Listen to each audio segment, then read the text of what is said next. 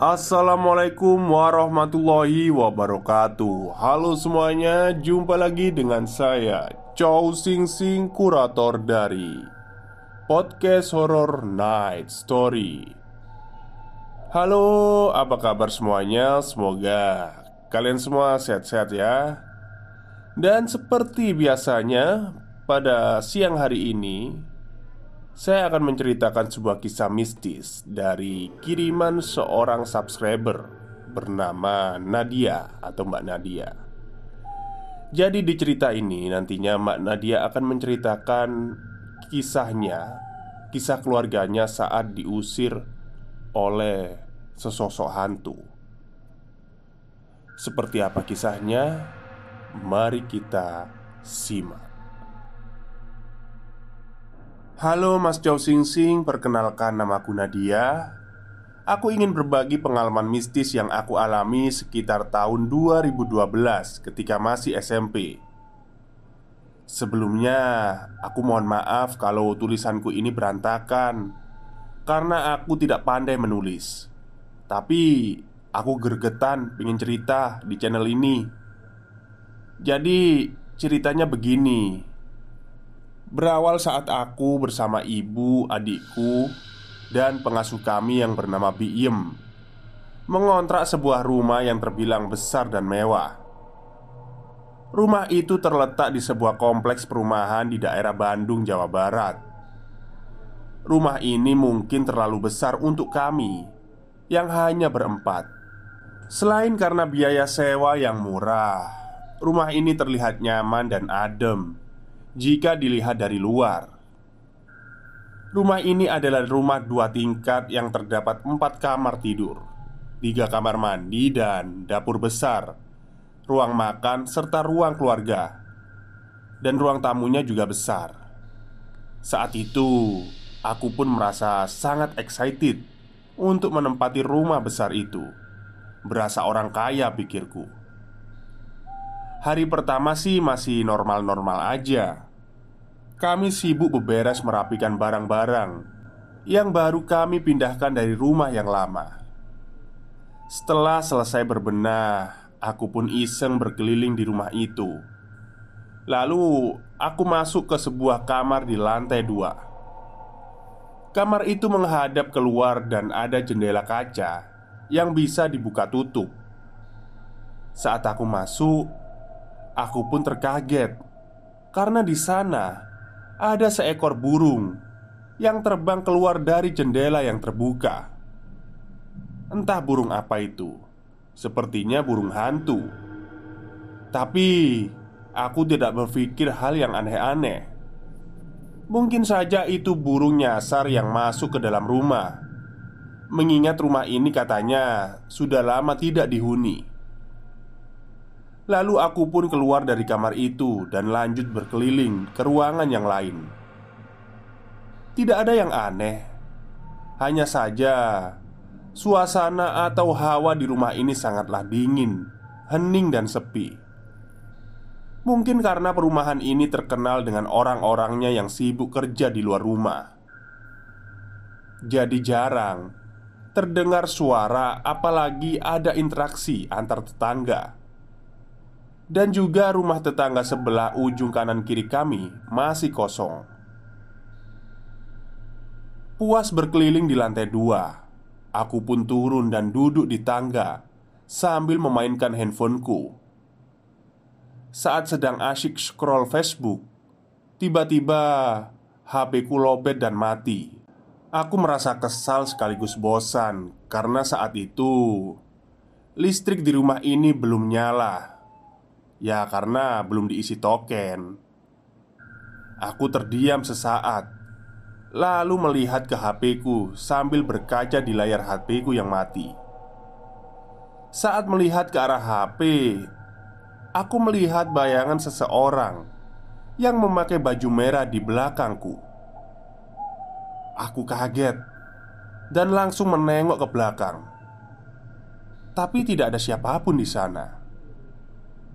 Aku sedikit ketakutan, lalu berlari ke ibu tanpa menceritakannya, karena ibu sedang terlihat kewalahan menatap barang-barang yang kami bawa, dan lalu melupakan apa yang baru saja aku alami.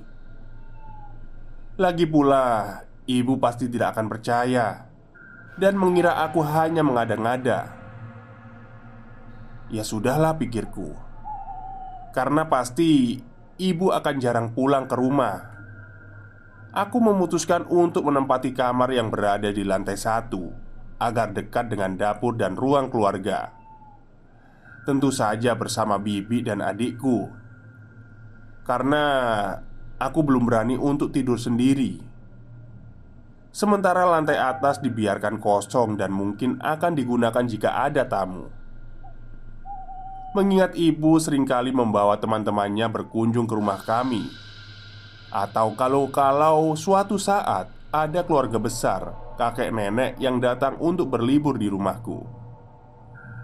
Ibuku ini adalah seorang single parent. Jadi ya, kami hanya tinggal berempat. Sudah terbiasa dengan seperti itu. Hari-hari pun berlalu dan berjalan seperti biasa. Suatu hari ibuku yang seorang bidan, yang bekerja di klinik yang cukup jauh dari rumah, hari itu mendapat shift double, hingga ia tidak pulang ke rumah sekitar 3 harian. Rumah yang sudah terasa sepi menjadi semakin sepi. Aku yang masih teringat kejadian tempo hari menjadi parno sendiri dan sedikit gelisah saat malam hari tiba. Rasanya ingin pergi dari rumah itu, tapi bingung mau kemana. Aku lalu mengajak Big Yem dan adikku jalan keluar kompleks dengan alasan ingin jajan.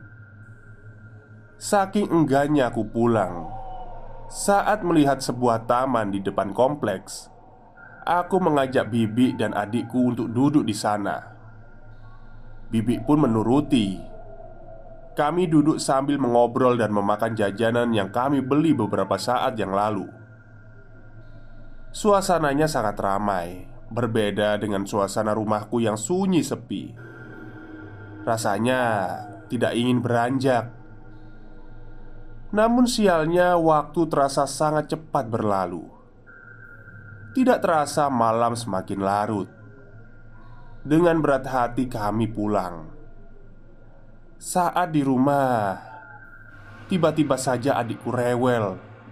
Dia menangis terus-menerus sambil menunjuk ke arah lemari kaca di kamar dan bilang, "Bi, itu ada tante."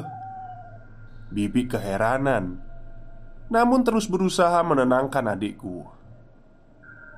Tanpa bertanya, aku yang ikut ketakutan hanya bisa diam dan mencoba untuk tidur. Walau dalam keadaan takut, tidak terasa aku pun tertidur. Dalam tidurku tiba-tiba saja aku bermimpi. Seorang kakek mendatangiku dan berkata, "Pergi kalian dari sini. Kalau tidak nanti aku bawa kalian." Sambil melempar sebuah gelas kaca ke kepalaku. Aku pun kaget dan langsung bangun. Kulihat jam menunjukkan pukul 2 malam. Saat itu keadaan gelap gulita. Sepertinya mati lampu. Aku membangunkan bibi, dan bibi pun menyalakan lilin. Saat mencoba untuk kembali tidur, aku melihat sekelebat cahaya dari ventilasi udara di kamar. Aku bergetar, ketakutan. Belum sempat aku menenangkan diriku, aku mendengar suara orang berbicara entah dari mana. Suaranya seperti ibu sedang berbicara dengan bibi. Tapi bibi ada di sebelahku dan ibuku belum pulang. Pikiranku sudah kemana-mana dan perlahan mulai menangis. Tidak lama kemudian aku mendengar suara tertawa perempuan yang menggema di seluruh ruangan. Aku sangat ketakutan. Aku memeluk adikku dan berdoa sebisaku. Suara tersebut bergantian dengan suara langkah kaki dari lantai atas. Terus begitu sampai terdengar suara adzan subuh. Setelah adzan berkumandang, suara itu hilang. Aku merasa sedikit tenang dan lanjut untuk tidur karena hari itu aku merasa sangat lelah. Paginya aku mendengar bibi menelpon ibu dan ibu pun pulang. Ibu pulang bersama Om Ivan yang nantinya akan tinggal bersama kami untuk menjaga rumah. Sepertinya bibi sudah bercerita tentang apa yang terjadi semalam. Untuk menenangkanku, ibu berkata kalau itu mungkin hanya tetangga. Aku pun hanya mengiyakan ibu agar bisa lebih tenang dan tidak terlalu parno. Setelah dapat shift double, ibu pun libur dan tidak pergi ke klinik. Siang hari semuanya terasa normal. Kami pun beraktivitas seperti biasa. Namun, pada malam hari, teror kembali dimulai. Saat kami berkumpul di depan televisi, tiba-tiba saja telepon Om Ivan berbunyi. Saat ia mengangkat telepon itu, tidak terdengar suara apapun. Tercantum di sana nomor pribadi. Lalu Om Ivan pun menutup telepon tersebut karena ia mungkin berpikir itu adalah telepon iseng. Namun, HP Om Ivan kembali berdering dan nomor itu lagi terus berulang sampai beberapa kali. Karena kesal, Om Ivan berteriak dan marah mengangkat telepon itu. Tapi tidak ada jawaban. Hanya ada suara ngorok dari sana. Saat hendak menutup telepon itu, tidak lama kemudian orang itu menjawab. Terdengar suara serak dan nafasnya berat, seperti suara kakek-kakek dalam mimpiku. Ia pun kaget dan melempar HP itu. HP itu mati. Tapi karena belum puas, Om Ivan mencabut baterai HP itu dan meletakkannya begitu saja di lantai. Kami yang keheranan bertanya ada apa. Namun belum sempat Om Ivan bercerita, HP-nya kembali berbunyi. Aneh sekali. Karena seharusnya HP itu mati. Lalu ia angkat dan di loudspeaker terdengar suara perempuan tertawa melengking. Mirip seperti suara yang aku dengar waktu itu. Kami pun kaget dan saling bertatapan. Terlihat ibu mulai berdoa dan bibi pun ikut berdoa. Tidak lama kemudian terdengar suara anak kecil tertawa. Suara itu terdengar seperti suara adikku. Ya, sangat mirip. Ia seperti sedang berbicara dengan seseorang yang lama-kelamaan seperti sedang berbicara denganku. Disusul suara bibi yang ikut bermain dengan kami. Seingatku percakapan mereka adalah percakapan yang kami lakukan tadi sore. Aku merinding ketakutan. Aku pun berdoa sebisaku. Semakin keras kami berdoa, semakin keras juga suara itu diikuti suara tawa yang kami dengar di telepon tadi. Sampai akhirnya suara tawa itu berhenti. Suasana pun mendadak hening. Kami semua mencoba untuk tenang dan pergi tidur ke kamar masing-masing. Sementara Om Ivan mengajak teman-temannya untuk menginap di rumah kami atas persetujuan ibu juga. Suasana pun menjadi sedikit ramai dan tidak terlalu menyeramkan.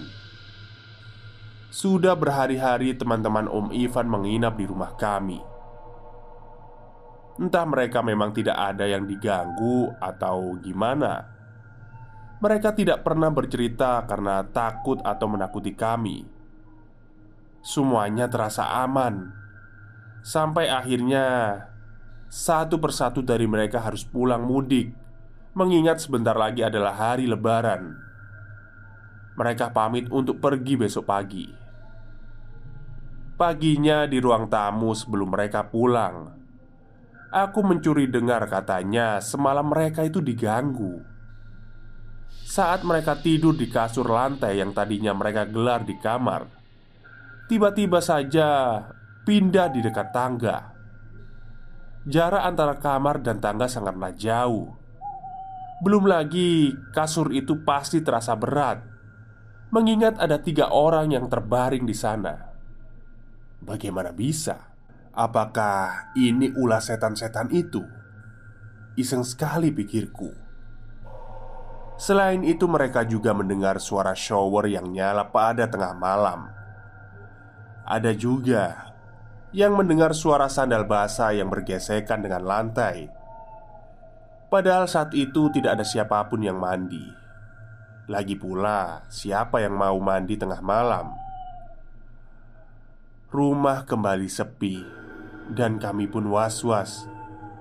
Takut mungkin sesuatu yang menyeramkan akan terjadi lagi. Karena takut sekaligus penasaran dengan apa yang terjadi di rumah ini, ibu memanggil orang pintar, dan kebetulan ia adalah kerabat kami juga. Katanya di rumah ini ada sesosok hantu wanita dan jin pria yang memang sering datang ke rumah mengucap salam, namun tidak nampak wujudnya.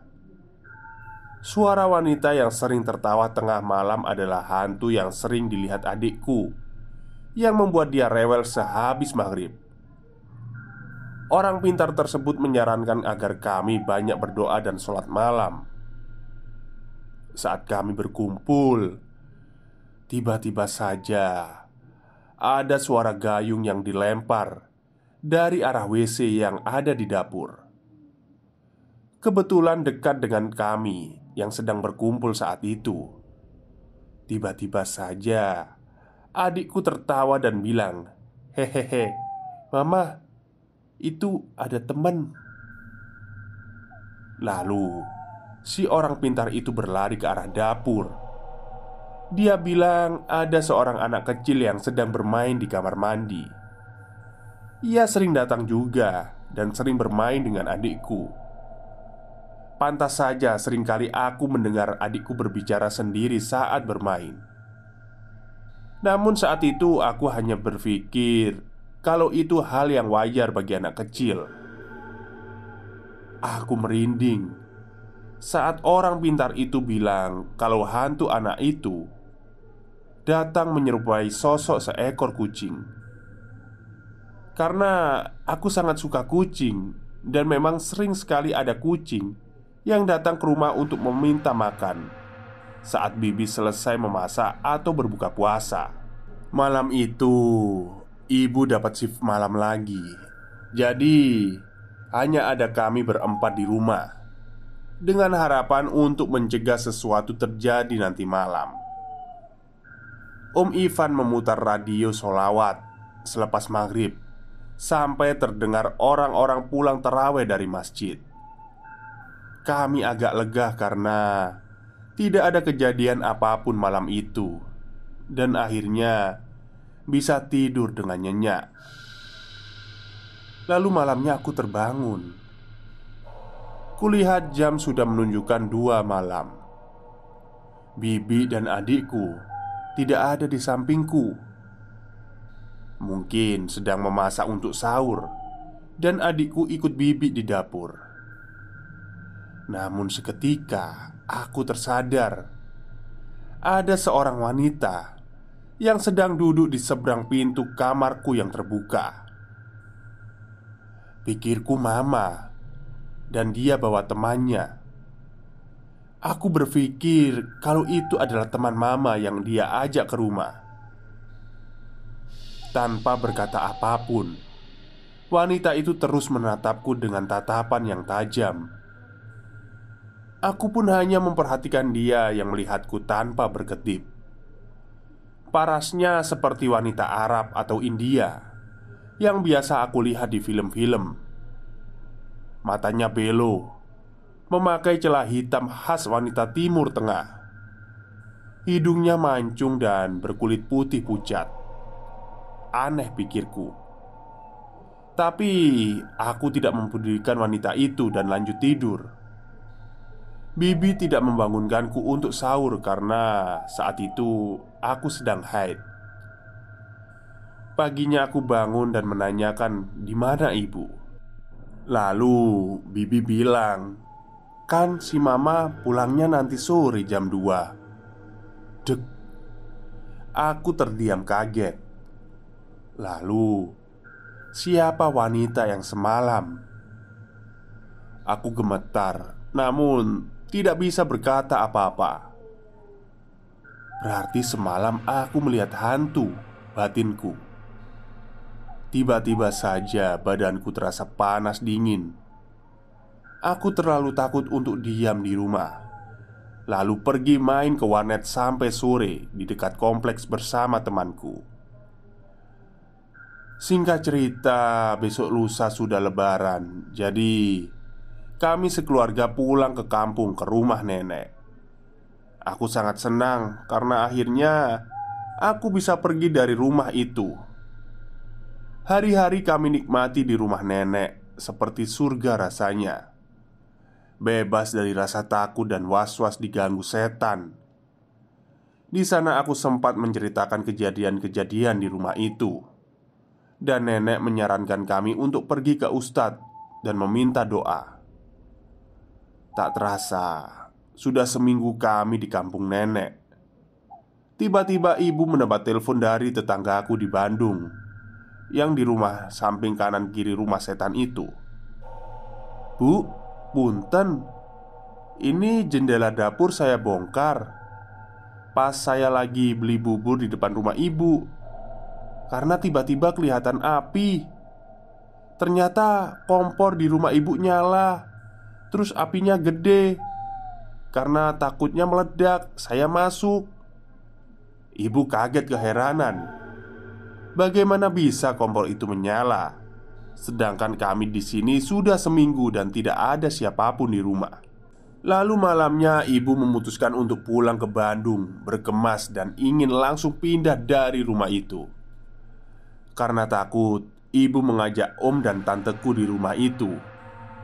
Saat kami datang, keadaan rumah gelap gulita. Ibu berpikir kalau mungkin tokenya habis, lalu mengisinya. Tapi listrik masih tak kunjung menyala. Akhirnya kami memutuskan untuk masuk dalam keadaan masih gelap. Dinyalakanlah lilin di setiap ruangan. Namun anehnya, saat ibu menyalakan lilin di ruang tamu, lilin itu terus saja mati. Seperti ada yang meniupnya. Terus berulang sampai akhirnya ibu menyerah. Kami memutuskan untuk tidur di satu ruangan beramai-ramai. Namun saat itu tidak satupun orang yang bisa tidur kecuali adik kecilku. Kami hanya mengobrol dan kadang tertawa menertawakan lelucon omku yang suka melawak. Saat sedang asyik bercanda, tiba-tiba saja tanteku menangis. Kami pun heran. Tangisannya tidak berhenti. Dan saat kami bertanya ada apa, tangisannya terdengar sangat pilu. Dan lama-kelamaan semakin kencang. Aku yang kaget seketika mundur memeluk bibi. Semua orang mulai panik membaca Yasin. Namun tanteku mulai tertawa melengking, seperti puas melihat kami yang ketakutan. Dia melirik ke arahku, meraih sebuah gelas kaca, dan akan melemparkannya kepadaku. Namun ditahan oleh omku, persis di mimpiku waktu itu. Tante mengamuk dan meraung-raung tidak karuan, sampai semua orang kewalahan. Tubuhnya menggeliat ke sana kemari sampai akhirnya dia terlihat seperti kejang. Punggungnya melengkung, posisinya hampir seperti melayang. Aku menangis ketakutan sambil memohon agar semua ini berhenti. Sangat seram aku mendengarnya. Suaranya sama sekali tidak mirip dengan tanteku. Suaranya serak, berat seperti kakek-kakek. Tante terus saja mengamuk sampai subuh. Tak seorang pun bisa tertidur malam itu. Waktu terasa sangat lambat. 1 detik rasanya seperti setahun. Tidak ada yang bisa menyadarkannya, tidak peduli doa apapun yang dipanjatkan. Sampai akhirnya adzan subuh berkumandang. Tante kembali sadar. Ia sama sekali tidak mengingat apa yang terjadi semalam. Hanya saja ia bilang semalam melihat seorang wanita duduk di sampingnya sambil menatap tajam ke arah iku dan ibu. Selepas kejadian itu, paginya kami diungsikan ke rumah tanteku yang ada di kampung sebelah karena enggan kembali ke rumah itu. Ibu pun membayar orang untuk mengangkut barang-barang kami dari rumah itu. Kami pun pindah rumah. Ya, rumahnya sih lebih kecil, tapi tentu tidak angker seperti rumah lama yang kami tempati. Rasanya trauma jika kami teringat akan rumah itu. Sampai saat ini pun kami belum pernah lagi menginjakan kaki di sana. Takutnya kami kembali diganggu oleh penunggu rumah itu. Entah apa dendam yang disimpan oleh penunggu rumah itu. Sepertinya memang mereka ingin sekali kami pergi. Hari pertama di rumah baru, saat aku tidur, samar-samar aku melihat seorang wanita berdiri di depan pintu kamarku.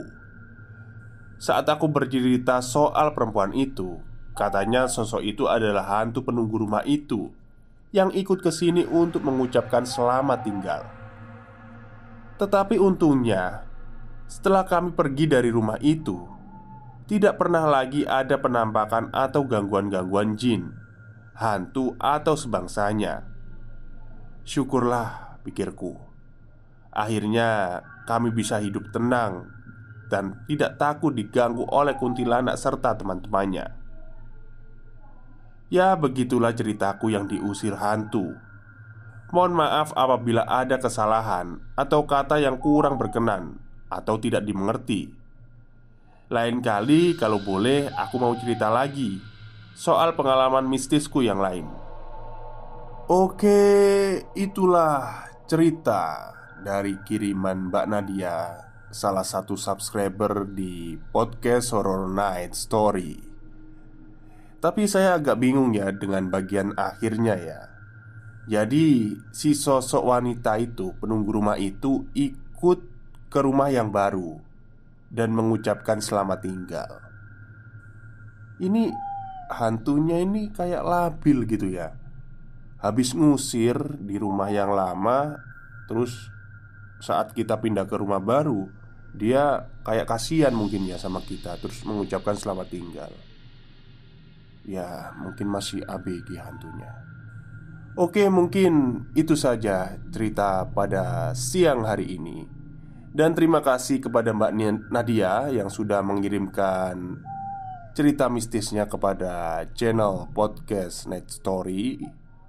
Semoga Mbak Nadia tidak diganggu lagi ya sama si kuntilanak itu. Oke, mungkin itu saja cerita saya. Kurang lebihnya saya mohon maaf. Wassalamualaikum warahmatullahi wabarakatuh.